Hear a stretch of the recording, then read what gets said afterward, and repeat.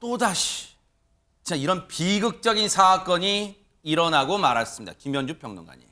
네, 어제 오전이었습니다. 경기도 화성에 있는 한 오피스텔에서 정말 안타까운 사건이 벌어졌습니다.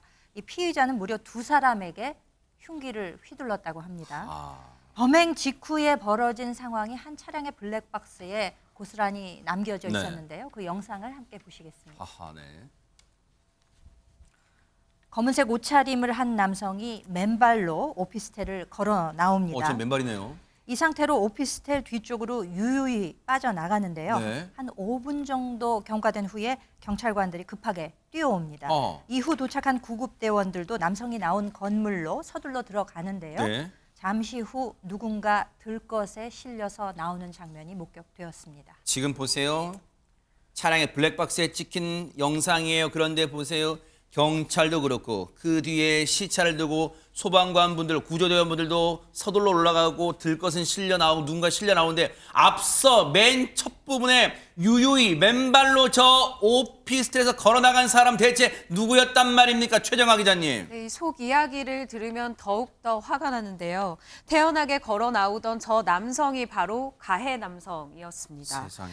방금 보신 영상이요. 저 맨발로 걸어 나왔던 저 남성이 흉기를 휘두르고 난 직후의 영상이었는데요.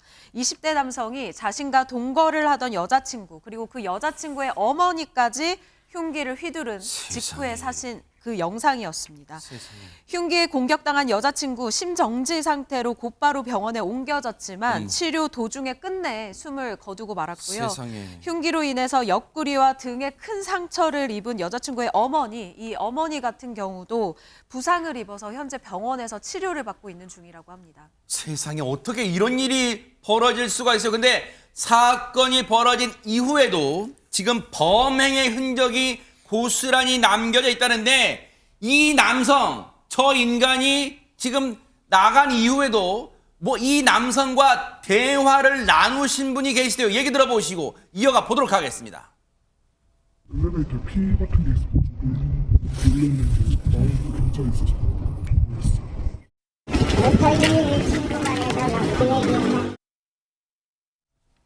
아니 이게 대관절 무슨 얘기입니까? 지금 흉기를 휘두른 저 인간이 112에 신고를 해달라고 주변 사람들에게 부탁을 했다는 거예요? 네, 그렇습니다. 그런데 일단 경찰은요, 흉기에 공격당한 50대 피해 여성의 신고를 받고 출동을 한 것은 맞습니다. 그런데 말씀하셨던 것처럼 가해 남성도요, 현장을 도주를 하지 않고 오피스텔에서 나와서 경비실 쪽으로 가서 경찰에 신고를 해달라라고 요청을 한 것으로 지금 나타나 있습니다.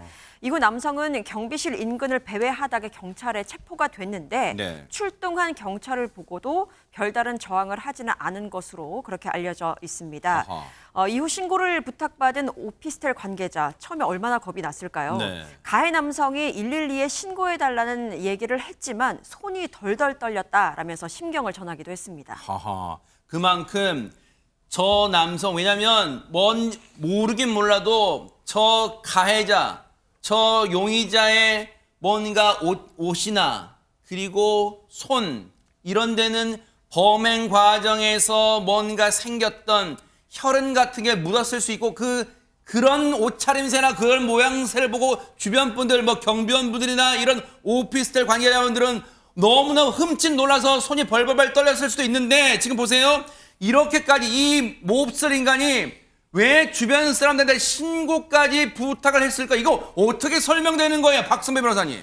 피의자의 범행 후 행동을 외부에서 볼 때에는 이런 다툼 중에 발생한 우발적 살인으로 보이는데 자세한 사건 내용은 아직 알지 못합니다. 피의자가 여자친구와 이 오피스텔에서 동거 중이었는데 여자친구의 어머니가 찾아온 이후에 이 사건이 발생했습니다.